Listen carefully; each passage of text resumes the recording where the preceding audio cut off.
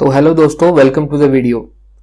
जैसा कि आपको पता है, कोरोना वायरस के लिए 2 वैक्सीन ऑलरेडी आ गई है और बहुत सारे अलग वैक्सीन की क्लिनिकल ट्रायल चल रही है। बहुत लोगों को ये नहीं पता कि क्लिनिकल ट्रायल में पार्टिसिपेट कैसे करते हैं और अगर आप पार्टिसिपेट करते भी हो तो आपके साथ क्या क्या एक्टिविटीज होती है। तो ये वीडियो उन्हीं लोगों के लिए है। तो चलिए हम देखते हैं कि क्लिनिकल ट्रायल में पार्टिसिपेंट्स के साथ क्या क्या होता है और क्लिनिकल ट्रायल में पार्टिसिपेशन कैसा होता है। तो जब आप क्लिनिकल ट्रायल में पार्टिसिपेट करते हो तो सबसे पहले आपसे इन्फॉर्म कंसेंट लिया जाता है। तो आइए देखते हैं इन्फॉर्म कंसेंट होता क्या है। तो inform consent by definition is a process by which a subject voluntarily confirms his or her willingness to participate in the particular trial. After having been informed all the aspects of the trial, the relevant subject decision to participate is on his own. इसका मतलब यह है कि किसी भी clinical trial में आप voluntarily आप पार्टिसिपेट करते हो, आपके ऊपर कोई भी दबाव नहीं दिया जाता और अगर आप राजी हो तो आपके सहमति से या विलिंगनेस से ही आप पार्टिसिपेट कर सकते हो। तो इस ट्रायल में पार्टिसिपेट करने से पहले आपको ट्रायल के सारे एस्पेक्ट्स बताए जाते हैं कि इस ट्रायल में कौन से रिस्क है, इस ट्रायल का क्या बेनिफिट्स है और कौन कौन सी साइड इफेक्ट्स या फिर एडवर्स इवेंट हो सकते हैं। जब सब्जेक्ट या फिर जो पार्टिसिपेंट होता है ये सब समझ लेता है, उसी के बाद वो इन्फॉर्म कंसेंट पर साइन करता है। तो इन्फॉर्म कंसेंट के 3 इंपॉर्टेंट जो एलिमेंट्स होते हैं तो वो होते हैं, पहला एलिमेंट होता है कि फुल डिस्क्लोजर। तो क्लिनिकल ट्रायल के बारे में सारी जानकारी सब्जेक्ट को दी जाती है। उसके बाद होता है कॉम्पिटेंट डिसीजन मेकिंग। तो सब्जेक्ट लीगल एज का होना चाहिए, सब्जेक्ट मेंटली साउंड होना चाहिए और सब्जेक्ट पर कोई दबाव नहीं होना चाहिए, तो फिर आप ट्रायल में पार्ट ले सकते हो। और सबसे इंपॉर्टेंट और लास्ट पार्ट होता है वॉलंटरीनेस, कि आपके ऊपर किसी भी तरह का कोई भी दबाव नहीं होना चाहिए और आप खुद की मर्जी से इस ट्रायल में पार्टिसिपेट करना चाहते हो। अगर ये 3 चीजें सेटिस्फाई होती हैं और आपको लगता है कि इस ट्रायल से मुझे फायदा मिल सकता है तो आप ट्रायल में पार्टिसिपेट कर सकते हो और इन्फॉर्म कंसेंट डॉक्यूमेंट पर साइन कर सकते हो। जब तक आप इन्फॉर्म कंसेंट डॉक्यूमेंट पर साइन नहीं करते, कोई भी ट्रायल रिलेटेड एक्टिविटी नहीं चालू हो सकती और ये गवर्नमेंट का रूल है। आपका कोई ब्लड नहीं लेगा या आपको कोई वैक्सीन नहीं देगा जब तक आप ये इन्फॉर्म कंसेंट का डॉक्यूमेंट साइन नहीं करते। तो ये होता है इन्फॉर्म कंसेंट। तो जब आप इन्फॉर्म कंसेंट डॉक्यूमेंट पर साइन करते हो तो आपकी ट्रायल एक्टिविटी शुरू हो जाती है। तो जैसा कि हमने देखा कि आपने इन्फॉर्म कंसेंट डॉक्यूमेंट पर अभी साइन कर दिया है, तो फिर होती है आपकी स्क्रीनिंग एक्टिविटी।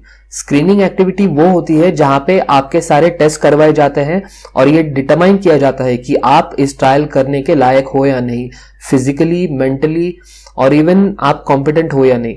तो जब आपकी सही तरह से जांच होती है, वहां पे ब्लड सैंपल्स भी लिए जाते हैं, वहां पे आपकी फिजिकल बॉडी को भी टेस्ट किया जाता है और अगर डॉक्टर को लगता है कि ये सेफ है आपके लिए ट्रायल में पार्टिसिपेट करना, तो ही आपकी आगे जाके एनरोलमेंट होगी। तो एनरोलमेंट उन लोगों का होता है जिन्होंने स्क्रीनिंग टेस्ट पास किए हो। तो एनरोलमेंट में क्या होता है कि आप ट्रायल में एलिजिबल हो जाते हो और आप पार्टिसिपेट करते हो। तो फॉर एग्जांपल अगर कोरोना की ट्रायल है तो आप एनरोल होने के बाद आपको वैक्सीन का इंजेक्शन दिया जाएगा। तो इसको कहते हैं फर्स्ट स्टडी विजिट।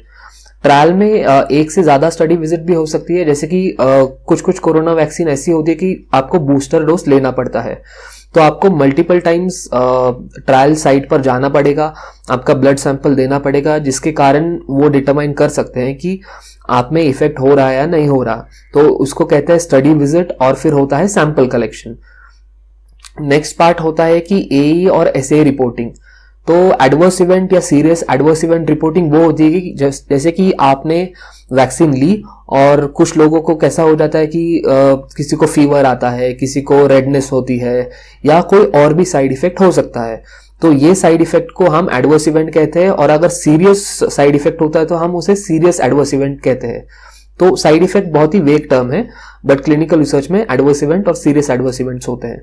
तो क्लिनिकल ट्रायल में ये बहुत ही इंपॉर्टेंट होता है कि कौन कौन से एडवर्स इवेंट हुए हैं, वो आपको डायरी देंगे, उसमें आपको लिख के रखना है और अगर आपको कोई भी दिक्कत आती है तो आपको आपके स्टडी डॉक्टर को फोन करके बताना है, जिनके कारण वो वैक्सीन का सेफ्टी डिटरमाइन कर सकते हैं और पता कर सकते हैं कि वैक्सीन कितनी सेफ है या नहीं।